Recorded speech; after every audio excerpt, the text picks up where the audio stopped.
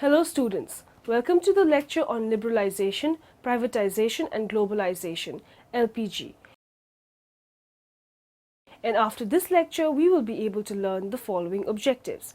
Explain the concept of liberalization, understand the advantages and disadvantages of liberalization, define the meaning of privatization, discuss the advantages and disadvantages of privatization, describe the term globalization. Understand advantages and disadvantages of globalization.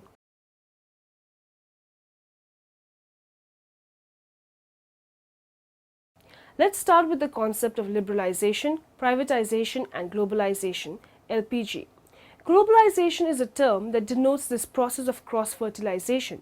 It is a widening, deepening and speeding up of worldwide interconnectedness in all aspects of contemporary social life, a breakdown of borders between countries, governments, economies, communities and markets.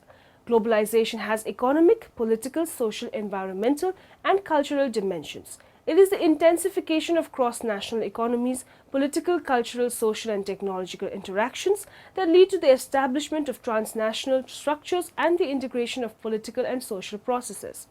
More specifically, globalization is increasing integration between markets, both national and regional, for goods, services and capital. It is an integration of economies and societies through cross-country flows of information, ideas, technologies, goods, services, capital, finance and people. Liberalization, more specifically economic liberalization, refers to the relaxing of restrictions and controls in the economy. It is an elimination or reduction of state monopolies in the economic sphere. The central feature of liberalization is to introduce additional competition through reduction in state regulation in the marketplace. The concept of privatization has been pursued as part of economic liberalization and reinforcing public sector efficiency for enlisting private sector participation in the economy. In micro perspective, privatization is the transfer from public to private sector the responsibility, management and ownership of functions or enterprises held by the government sector. Let us now discuss liberalization. Liberalization means freeing the economy from government control. It put an end to all the rules and laws which were aimed at regulating the activities of private sector. Liberalization process is on the slow track. Government is expected to reduce and finally give up its involvement in economic matters and play a major role in providing the required socio-economic infrastructure. The government, however, is reluctant to give up its role of owning and controlling economic activities. At the same time, its inability to spend for providing minimum health and education services. It is eager to spend on higher education without spending enough on primary and secondary education. It has failed in providing a corruption-free administration, an essential precondition for increasing competitiveness. Liberalization is a process of increasing the openness of the domestic economy to the global market. Opening up the domestic market to international competition entails removal of barriers to the free flow of goods and services across borders and the adjustments of domestic industries. These hindrances are caused mainly by market imperfections and institutional and legal barriers. As a consequence of opening up to global commerce, foreign products and services are allowed to enter the domestic market with ease and compete with local industries. The benefits of liberalization is economic performance. An efficient services infrastructure is a precondition for economic success. Development. Its access to world-class services helps exporters and producers in developing countries to capitalize on their competitive strength, whatever the goods and services they are selling. Consumer savings. There is strong evidence in many services, not least telecoms, that liberalization leads to lower prices, better quality and wider choices for consumers. The GATS came into force in 1955 and constitutes the legal framework through which World Trade Organization (WTO) members progressively liberalized trade in services, including health-related services. Within the GATS framework, trade in health services is understood as the provision of specialized and general health personnel, nursing services, hospital services, ambulance services, and physiotherapeutic and paramedical services provided by medical and dental laboratories. The WTO is the only global international organization dealing with the rules of trade between nations. At its heart are the WTO agreements negotiated and signed by the bulk of the world's trading nations and ratified in their parliaments. The goal is to help producers of goods and services, exporters and importers conduct their business. Now moving on to the next topic, we will study the advantages and disadvantages of liberalization. There are various advantages and disadvantages of liberalization. One advantage of liberalism is that trade barriers would no longer be present, leading to cheaper rates on goods. A disadvantage to liberalization is that the free rein on liberty could be abused by many. Advantages. Liberalization can well be considered an investment in the future financial well-being of a nation. It helps the banking industry as a whole by providing increased financial flexibilities of firms, reduced transaction costs, improved allocation efficiency, attraction of new capital to financial intermediaries, the need of liberalization in international business. These considerations point to the need to liberalize trade further. Although protection has declined substantially over the past 3 decades, it remains significant in both industrial and developing countries, particularly in areas such as agriculture, products or labor-intensive manufacturers and services, example construction, where developing countries have comparative advantage. Industrial countries maintain high protection in agriculture through an array of very high tariffs, including tariff peaks, tariffs above 15%, tariff escalation, tariffs that increase with the level of processing, and restrictive tariff quotas, limits on the account that can be imported at a lower tariff rate. Average tariff production in agriculture is about 9 times higher than in manufacturing. Many developing countries themselves have high tariffs. On average, the tariffs on the industrial products they import are 3 to 4 times as high as those of industrial countries, and they exhibit the same characteristics of tariff peaks and escalation. Tariffs on agriculture are even higher, 18%, than those on industrial products. For a variety of reasons, preferential access schemes for poorer countries have not proven very effective at increasing market access for these countries. Such schemes often exclude or they provide less generous benefits for the highly protected products of most interest to exporters in the poorest countries. They are often complex, non-transparent and subject to various exemptions and conditions, including non-economic ones that limit benefits or terminate them once significant market access is further achieved. Further liberalization by both industrial and developing countries will be needed to realize trade's potential as a driving force for economic growth and development. Greater efforts by industrial countries and the international community more broadly are called for to remove the trade barriers facing developing countries, particularly the poorest countries.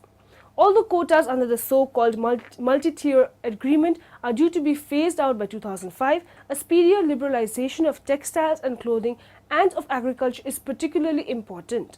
Enhanced market access for the poorest developing countries would provide them with the means to harness trade for development and poverty reduction. Offering the poorest countries duty and quota-free access to world markets would greatly benefit these countries at little cost to the rest of the world. The recent market opening initiatives of the EU and some other countries are important steps in this regard. To be completely effective, such access should be made permanent, extended to all goods and accompanied by simple, transparent rules of origin. This would give the poorest countries the confidence to persist with difficult domestic reforms and ensure effective use of debt relief and aid flows. Let's know the meaning of privatization. The revolution of privatization started in 1980 and spread to many parts of the world. Several countries are privatizing their public sector enterprises. Privatization was meant to improve the performance of public enterprises. Privatization techniques have been tried in countries like Great Britain, China, US, Turkey, Brazil, Mexico, Japan, etc. Privatization in the narrow sense means transfer of ownership or sale of public enterprises. However, privatization has been used in different ways as detailed as liberalization approach. Privatization may be used in the sense of liberalization having fewer controls and regulation by the state in economic activities. This also means slowing of new controls and regulations and also dismantling of the existing controls and regulations. Relative share enlargement approach. Privatization may relate to enlargement of the share of private enterprises in the production of goods and services in the economy. This means that faster economic expansion of goods and services produced by private sector and slowing down of production of goods and services in the public sector. Let us now discuss the advantages and disadvantages of privatization. Advantages: increase in efficiency and profitability. Most government industries and services are inefficient and running in losses. When these will be transferred to private sector, the administration will improve and non-development expenditures will be reduced. The efficiency will increase and will be converted into profitable ventures. Increase in forest investment and export earnings. Privatization will increase foreign investment when foreigners will purchase them. Their production will increase, which will more foreign exchange for Pakistan, and if these enterprises are set up by foreign loans, these loans will be repaid out of the sale proceeds, which will reduce the burden of foreign loans. Disadvantages. Increase in tax evasion. Private sector generally tries to avoid payment of taxes. Thus, privatization of enterprises will result in the decrease of tax income. Concentration of wealth. Privatization of large industrial units and services sectors such as banks and insurance companies will increase concentration of wealth in private hands. It means only rich people will reap the fruits of industrialization, and the society will be divided between the haves and the haves not. Limitation of privatization. It is tempting to believe that private owners, by pursuing their own self-interest, can preserve shared inheritance. The reality, however, is that private corporations operating in unconstrained markets then allocate resources efficiently but cannot preserve them. The latter task requires setting up aside some supplies for future generations, something neither markets nor corporations, when left to their own devices, will do. The reason lies in their operating instructions. This does not mean people inside corporations do not think about protecting nature, raising workers' pay, or giving people something back to the society. Often they do. It does mean there is room for actually doing such things is too narrow to make a difference. Corporate managers, even the most enlightened ones, are trapped in a cold-hearted system. At best, they can be public-spirited as long as they do not harm the bottom line. This gives them some range to operate. For example, if using recycled paper adds minimally to their costs, they might use it. But if it adds substantially to their cost, they will not, or more accurately, cannot sacrifice profit for the sake of a few trees. What matters at the end of the day are not the manager's personal values, but the difference in price between recycled paper and the paper made from newly felled trees. There are other reasons not to rely upon the voluntary benevolence of corporate executives. As The Economist has written, the great virtue of the single bottom line is that it holds managers to account for something. The triple bottom line does not. It is not so much a license to operate as a license to obfuscate. It is possible for a company to pursue multiple bottom lines if it is closely held by a group of like-minded shareholders. That was the case at my former company, Working Assets. Globalization. Globalization means integration of the country with the world economy. It aimed at transforming the world towards great interdependence and integration. It involves creation of networks and activities transcending economic and social and geographical boundaries. It aspires to turn the world into one whole, or creating a borderless world. Globalization is a process whereby nation states and the economies are increasingly integrated into a global economy. Nair defines globalization as the cross-border expansion of trade in goods and services as well as in capital, currencies and financial instruments. It is a process of deepening economic integration, increasing economic openness and expanding economic interdependence. The process of globalization is driven by the lure of profit and the fear of competition. From a normative perspective, globalization prescribes a strategy for development through rapid integration into the world economy. It is offered as an inevitable and benign process whereby the benefits of interdependence as well as global flows of capital and trade will lead to advances in technology and economic opportunity. However, this fails to address problems associated with transnational monopolies, the disruption and dislocation of labor and other markets, and the exploitation of weak international regulations by corporations for financial gains. Meaning of globalization. The term globalization as such denotes adjustment of national economy with that of the world economy. It is conversion of a national market into international mobility or factors of production. In other words, it may be described as the integration of national economy with that of global economy. An important attribute of globalization is the increasing degree of openness, which has three dimensions, that is international trade, international investment and international finance. According to World Development Report, globalization reflects the progressive integration of the world economies, the advantages and the disadvantages of globalization. There are various advantages and disadvantages of globalization. The advantages: it promises a promise of increased productivity and higher living standards. Globalization brings in new opportunities such as access to the markets and technology transfer. These opportunities hold out the promise of increased productivity and a higher living standard. Increase in trade in goods and services. There is tremendous growth in trade and goods and services. Trade in goods and services has grown twice as fast as global GDP in the 1990s, and the share attributable to developing countries has climbed from 230 to 290%. Increased international competition in services will lead to reduction in prices and improvements in quality. This will increase the competitiveness of downstream industries. Both industrial and developmental economics will gain by opening their markets. They provide new opportunities for growth. For developing countries, trade is the primary vehicle for realizing the benefits of globalization. Imports bring additional competition and variety to domestic markets, which benefit consumers. Exports, on the other hand, they enlarge foreign markets and benefit business. Further, trade exposes domestic firms to the best practices of foreign firms and encourages greater efficiency. Trade gives firms access to improved capital inputs such as machine tools, which boost productivity. Trade encourages the redistribution of labor and capital to more productive sectors. It has contributed to the ongoing shift of some manufacturing and services activities from industrial to developing countries, providing new opportunities for growth. Globalization of financial markets. Globalization of financial markets affects the development because finance plays an important role in economic growth and industrialization. Financial globalization affects growth in two ways. First, it increases the global supply of capital. Second, it promotes domestic financial development and hence improves allocative efficiency, creates new financial instruments, and raises the quality of banking services.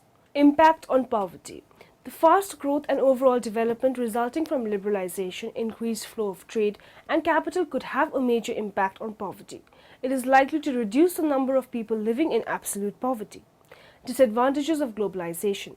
The universal acceptance of the market economy and the globalization led by private enterprises tend to have some harmful effects on the economy of developing countries. These are takeovers of national firms. There are a large number of cases of takeover of national firms by foreign firms. In some cases, the domestic firms had to hand over the majority of equity to foreign partners of joint ventures due to the inability to bring in additional capital. Brings instability. Globalization sometimes brings instability and unwelcome change in the economy. It exposes workers to competition from imports which can threaten their jobs. The inflow of foreign capital into the country through globalization may undermine banks. Now, in the end, let us summarize what we have learned in this lecture. Liberalization and privatization concepts share common abhorrence of governmental action in preference of market forces controlling economic activities.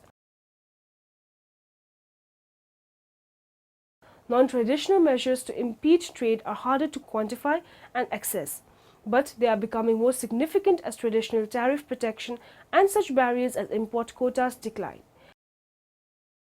Globalization has led to replacement of traditional and indigenous products by modern products. The faster growth and overall development resulting from liberalization, increased flow of trade and capital could have a major impact on poverty. Globalization of finance markets affects development because finance plays an important role in economic growth and industrialization. Globalization is a process of reaffirmation of faith in the markets retaining the character of independence of a country.